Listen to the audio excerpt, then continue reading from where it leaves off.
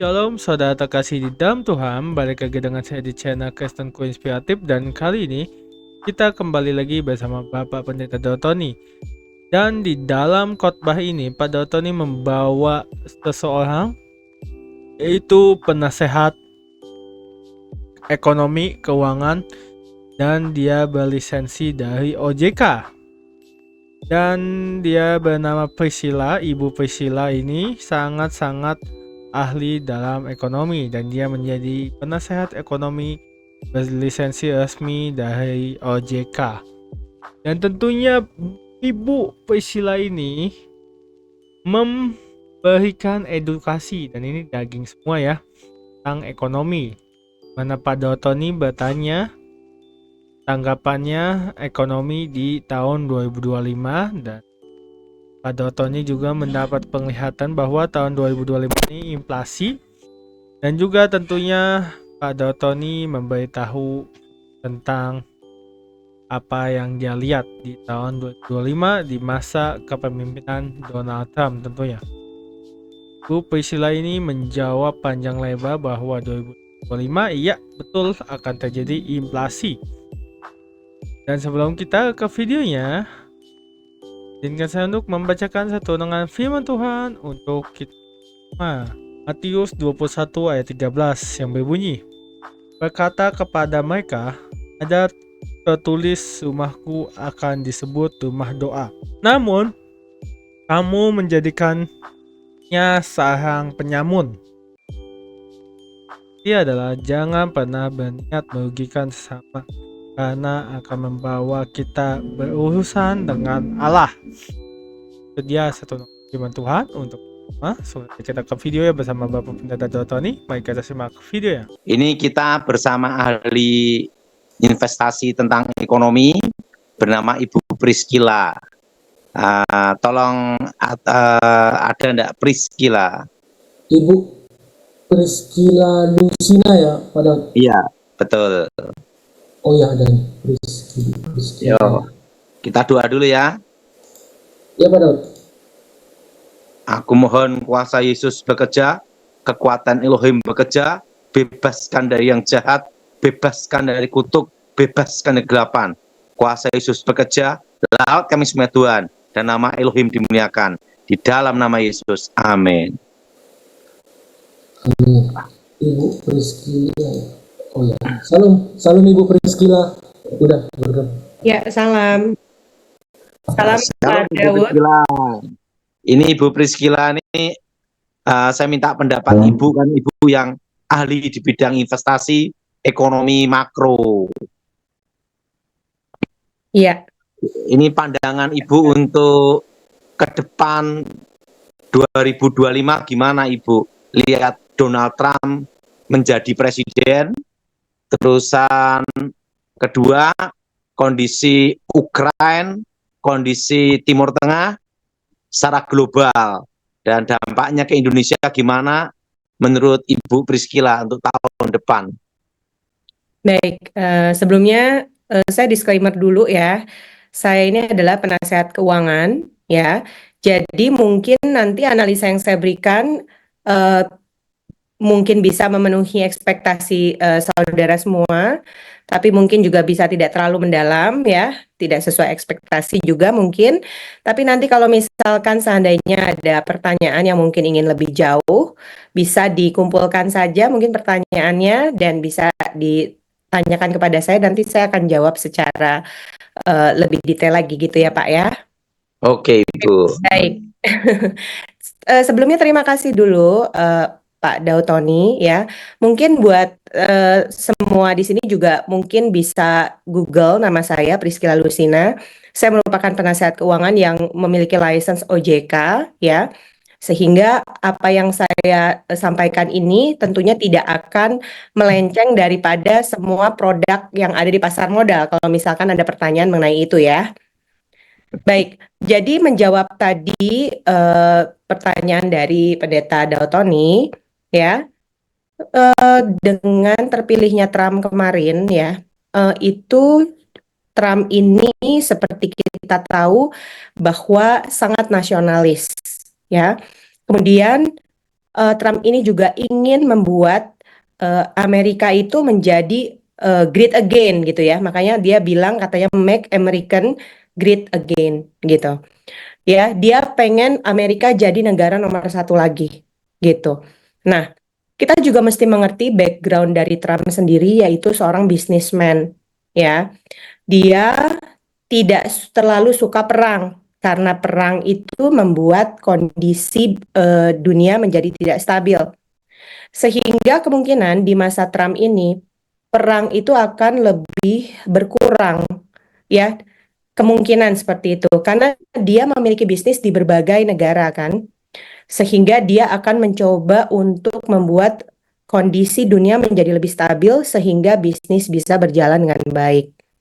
Nah, kalau misalkan di zamannya Biden kita mengenal yang namanya eh, civil war ya, yang tadi Pak Daud Tony katakan, eh, Ukraine melawan Rusia, kemudian Israel dengan negara lainnya.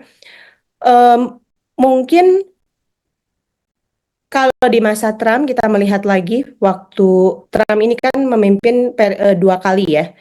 Jadi waktu pertama kali itu waktu Trump memimpin kita bisa melihat secara historical tentunya Trump ini bukannya civil war yang lebih ditekankan tapi trade war gitu.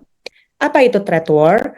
Jadi Trump itu lebih akan berfokus kepada bagaimana dia bisa meningkatkan Amerika lebih hebat lagi. Dan waktu dulu secara historical itu Trump pernah menaikkan tarif impor ya sekitar 14% ya. Nah, waktu Trump naikkan tarif importnya 14% ya, inflasi di US itu naik menjadi dari 1,4% year on year di bulan Juli 2017 ke 2,3% year on year di Juli 2018. Jadi apa sih efek dari kenaikan inflasi ini? Kalau misalkan efek kenaikan inflasi ini bisa mengakibatkan kalau misalkan seperti kita tahu saat ini kan Federal Reserve sedang cut rate ya, itu akan lebih menghambat cut rate tersebut gitu ya. Nah, kalau di 2017 pernah dilakukan kenaikan tarif impor 14%, maka di tahun ini kemungkinan Trump itu akan menaikkan tarif impor lebih signifikan lagi. Rencananya yaitu 20% untuk semua yang import ke US. Tapi untuk China dia naikkan jadi 60% gitu. Nah, jadi akibatnya ya, kalau misalkan terjadi kenaikan 20% tarif import, ya di mana waktu 14% aja udah menaikkan inflasi US yang signifikan ya, maka kenaikan tarif import 20% ini juga sangat mungkin mengakibatkan potensi inflasi yang bisa melonjak di US gitu. Dan tentunya bisa mengganggu planningnya the Fed rate yang kita harapkan dia ngekat terus kan. Makanya Indonesia juga sekarang lagi nurunin suku bunga gitu kan. Kemarin juga diumumkan suku bunga tetap di 6% gitu ya. Nah, jadi kalau misalkan tadinya orang-orang banyak berharap kemungkinan Federal Reserve akan cut rate 100 bips, mungkin dengan tarif import yang naik seperti itu mungkin hanya sekitar 25 sampai 50 bips ya. Sekali lagi ini adalah analisa saya ya, Pak.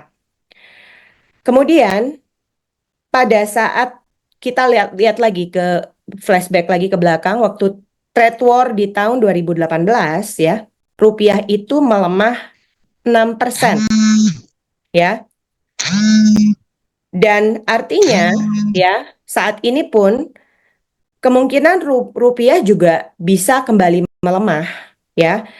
Di mana kita tahu bahwa kemarin rupiah udah sempat buy US bisa sampai 15.100, tapi sekarang ini udah mencapai 15.900 lebih, udah sampai mengena lagi 16.000.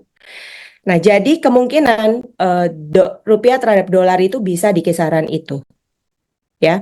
Tetapi apakah bisa lebih tinggi daripada itu, ya? Kembali lagi tadi, karena Trump juga ingin dia nggak cuman import, tapi dia juga pengen bisa ekspor, maka Trump kemungkinan akan mencoba untuk menjaga nilai mata uang US dollarnya tetap stabil di 16.000. Seperti itu. Nah, itu kalau mengenai Trump, gitu. Tetapi apa efeknya terhadap Indonesia, ya? Efeknya adalah pada saat terjadi trade war tersebut, ya, secara historical itu IHSG pernah turun sampai 20%, gitu. Jadi kalau misalkan sekarang saja kita bisa melihat bahwa dalam 1 minggu terakhir IHSG itu udah koreksi 2,3%, ya, di mana asing itu banyak sell, ya, 6,31 triliun rupiah, yaitu per 12 November waktu itu. Yang paling banyak dilepas adalah big bank seperti BCA, BRI, BNI, Mandiri, dan bank besar, ya. Nah, kemudian apa yang menyebabkan IHSG itu turun sebetulnya after pemilihan Trump ini, gitu ya? Karena yang tadi saya bilang, semua orang cenderung menarik uangnya ke Amerika dulu, ya, melihat dulu kondisi di sana, gitu. Dia lihat dulu di sana. Nah, jadi ada kemungkinan juga pada saat kita kan sekarang lagi mencanangkan free lunch 15 juta murid, ya. Jadi itu juga bisa naikin forecast GDP-nya Indonesia 5,17%. Jadi artinya apa? Artinya walaupun sekarang ini asing banyak keluar dari Indonesia, tapi dengan adanya programnya Pak Prabowo, Presiden Prabowo, ya, untuk free lunch 15 juta murid yang bisa menaikkan GDP forecast 5,17%, ya, itu bisa mengakibatkan juga asing akan masuk lagi ke Indonesia dan memasuki lagi bank-bank besar itu, gitu, ya. Itu mengenai Trump, Pak Pendeta Daud Tony.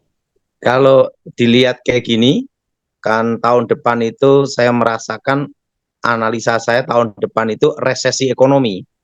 Tetapi Indonesia tertolong karena sumber daya alam gitu loh. Nah, So, jadi resesi itu hanya terasa di Jakarta sama yang punya utang bank. Gimana Ibu? ya pastinya kalau resesi itu sangat berpengaruh terhadap perekonomian negara, ya, apa dunia umumnya dan negara Indonesia pada khususnya. Ya tentunya ketika seperti itu kita harus lebih hati-hati dalam menggunakan penggunaan uang kita, ya. Dan juga karena kebetulan Indonesia ini adalah negara yang sebetulnya sangat kaya dengan kekayaan alamnya, maka sebetulnya apa sih yang menyebabkan Indonesia ini bisa waktu terjadi krisis juga cepat pulih, gitu ya. Nah, itu sebetulnya disebabkan karena kita punya daya beli masyarakat tuh yang bagus, gitu. Jadi kalau misalkan di negara lain, ya, seperti kita tahu, ya, yang apa namanya, pertaniannya kurang, tidak sebanyak Indonesia dan lain-lain, itu pada saat terjadi resesi itu pulihnya lama. Tapi Indonesia tuh sebetulnya kenapa kita bisa cepat pulih dari resesi ataupun krisis, gitu ya? Karena kita tuh punya ekonomi kerakyatan. Sebetulnya itu yang menolong sih. Jadi apa sih yang menyebabkan Indonesia itu bisa terus hebat, gitu ya? Cepat pulih, gitu. Karena kalau misalkan kita mengalami suatu masalah di Jakarta, orang-orang bisa pindah ke desa untuk bersawah, berkebun, gitu loh. Sehingga semuanya itu tetap bisa makan, gitu. Tukang ojek tetap bisa tetap ngojek, gitu loh, ya. Jadi artinya nggak tergantung, kalau misalkan nggak ada pekerjaan, ya udah nggak bisa makan, nggak. Kebanyakan waktu terjadi krisis, orang-orang Indonesia yang di Jakarta itu balik lagi ke desa dan mereka berkebun, bertani, dan beternak gitu. Sehingga itu yang menyebabkan ekonomi kerakyatan itu berjalan dan menyebabkan recovery Indonesia jauh lebih bagus daripada negara Europe atau Amerika gitu. Itu Pak. Berarti kalau saya tuh merasakan bahwa ke depan itu nanti yang investasi jangka panjang yang paling bagus tuh ada dua, Ibu, emas sama perak. Karena kalau perak itu harganya masih terlalu jauh dengan emas. Nah, Betul. menurut analisa Ibu gimana, Ibu? Perak saya Ya. tertarik ini. Jadi kalau misalkan emas dan perak ini memang apalagi emas ya sebenarnya ya, itu memang kan kita sudah tahu bahwa dia adalah alat investasi untuk kita hedging ya. Dan semua negara seperti kita tahu, semua negara adik kuasa itu semua cadangan emasnya tuh sangat-sangat luar biasa banyak ya.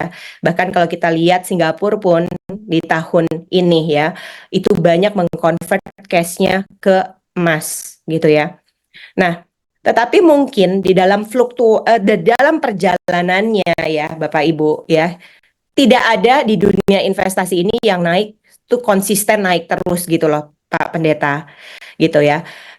Emas juga pernah ya waktu di 2015 kalau nggak salah ya, itu juga turun sampai dengan 30 sampai 40%. Itu juga pernah ya. Kenapa saya bisa tahu? Karena saya bukan cuman belajar teori, tapi saya sendiri juga turut menyimpan emas sebagai mata uang untuk mengalahkan inflasi ya. Jadi kalau misalkan inflasi itu tinggi ya, biasanya investasi-investasi banyak yang terkoreksi ya, yang bentuknya seperti obligasi ataupun saham ya. Tergantung juga berapa persen inflasinya yang terjadi ya kalau pengaruhnya ke saham. Tapi emas merupakan alat yang dia berjalan sesuai inflasi gitu. Jadi kalau inflasi tinggi itu justru emasnya tuh yang bisa menopang kekayaan kita gitu. Nah, jadi walaupun emas itu secara jangka panjang itu selalu naik ya kalau kita lihat, tapi dalam perjalanan itu emas juga bisa koreksi cukup dalam gitu. Dan waktu emas itu koreksi di 2015 itu juga untuk bisa mencapai lagi harga yang bagus seperti saat ini, di mana saat ini kan udah 1,4 juta dan koreksi ya ke 1,3, itu juga saya menunggu sekitar 4 tahun ya, yang membuat emas naik itu waktu itu pada masa COVID ya. Jadi intinya adalah, maaf ya Pak Daud kalau saya masukkan juga dari sisi pengajaran investmentnya, emas adalah alat investasi yang kita harus miliki, tetapi porsinya kita harus sesuaikan dengan porsi cash dan porsi liquid untuk jangka panjang secara proporsional sesuai dengan usia kita, sesuai dengan risk profile kita, gitu ya. Jadi bukan berarti karena emas ini memang kalau mau dibilang apakah akan naik terus, ya kemungkinan akan naik terus ya. Dan ini merupakan alat investasi yang harus kita miliki, tetapi di dalam perjalanannya dia bisa aja koreksi tajam. Dan yang kalau waktu koreksi gitu ya, misalnya ada yang dengerin bahwa emas itu bagus untuk invest, terus kemarin beli nih di 1,4 juta. Nah, hari ini kan koreksi nih, ya kan udah 1,3. Nanti mungkin koreksi lagi sampai 1,1. Itu jangan dilihat sebagai suatu kerugian gitu loh. Tapi anggaplah itu adalah ya namanya kalau kita nanam pohon jati aja kan enggak 1 tahun 2 tahun terus kita langsung dapetin pohon jati yang harganya mahal kan, kita harus nunggu puluhan tahun gitu ya. Jadi artinya nanti juga waktu kita investasi emas ya kita juga harus bersabar apabila emas itu akan turun nilainya, walaupun turun untuk naik lagi gitu Pak Pendeta gitu. Perak gimana, Ibu? Nah, kalau perak ini memang luar biasa sekali ya. Perak ini kenaikannya udah 2000% ya. Saya Oh, sendiri sempat waktu dengerin Pak Pendeta Dautoni bicara mengenai perak waktu emasnya udah tinggi banget. Saya berpikir, oh iya ya, kenapa saya nggak beli perak? Karena perak itu juga banyak kegunaannya sebetulnya ya. Dan waktu saya eh, tanya waktu itu perak itu kalau nggak salah harganya sekitar 60 ribuan gitu ya, jauh banget dibandingin sama si emas gitu ya. Tapi waktu dicek gitu ya, itu perak itu nggak ada di seluruh Indonesia ini, di Antam itu nggak ada karena habis gitu. Nah jadi kalau mau dibilang ya memang emas ini mahal tapi dia sangat mudah didapat. Perak ini juga big opportunity tapi susah untuk diperoleh. Gimana dong Pak? Ya kan? Jadi artinya eh, ya udah kita nggak bisa maksakan untuk beli perak di segala harga, bener nggak? Misalkan ada orang yang tawarin kita perak, tawarin kita mahal, ya kita juga harus tetap rasional gitu ya. Tapi artinya yang paling penting Pak Pendeta ya menghadapi resesi yang akan datang adalah kita harus bijaksana mengelola portofolio kita. Itu kalau di dalam bidang saya gitu. Tetapi emas merupakan salah satu alat investasi yang harus dimiliki karena itu menjadi alat hedging atau penyelamat ketika inflasi ini naik tinggi gitu. Itu saja, Pak Pendeta. Saya dulu pernah belajar dari seseorang, Ibu, eh, kalau emas itu untuk jangka panjang, tapi kalau untuk liquid cepat itu harus pegang US dollar. Gitu.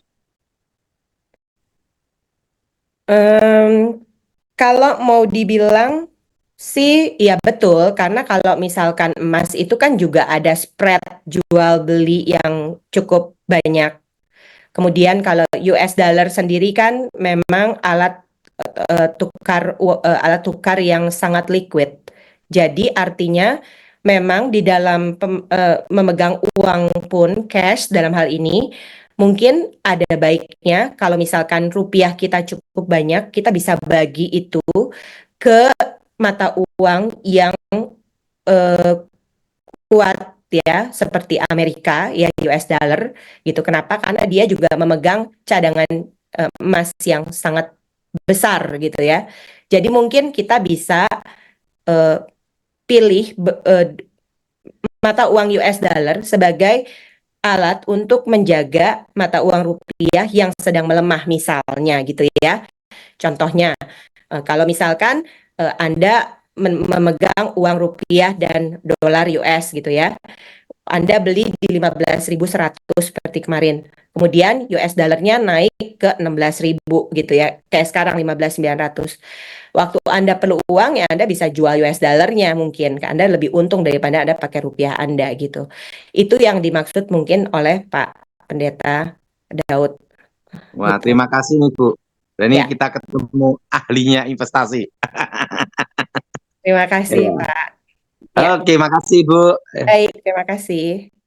Saya ucapkan terima kasih buat kalian yang sudah menonton video dari Bapak Pendeta Dotoni yang dimana dia membawa seorang penasehat Ibu Priscilla dari OJK resmi, dan dia bertanya tentang ke Ibu Priscilla ini resesi ekonomi 2025. Dan juga saya ucapkan terima kasih buat kalian yang sudah mendukung dengan setia dan sampai 2000 subscriber channel Casted Inspiratif, yang sudah subscribe, like, comment, dan share tentunya.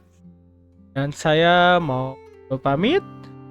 Ucapkan terima kasih sekali lagi dan shalom and God bless you all.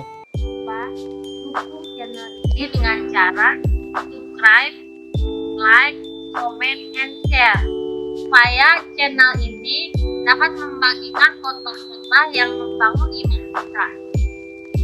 Terima kasih. Shalom and God bless you all. Zaharia 9 ayat 9. Bersorak-soraklah dengan nyaring, hai puteri Sion, bersorak-sorailah, hai puteri Yerusalem. Lihat, rajamu datang kepadamu, ia adil dan jaya. Ia lemah lembut dan mengendarai seekor keledai beban yang mudah. Zaharia 7 ayat 9-10. Beginilah firman Tuhan semesta alam, laksanakanlah hukum yang benar dan tunjukkanlah kesetiaan dan kasih sayang kepada masing-masing. Janganlah menindas janda dan anak yatim, orang asing dan orang miskin, dan janganlah merancang kejahatan dalam hatimu terhadap masing-masing. Yohanes 8 ayat 44.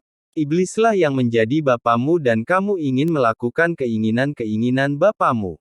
Ia adalah pembunuh manusia sejak semula dan tidak hidup dalam kebenaran, sebab di dalam dia tidak ada kebenaran.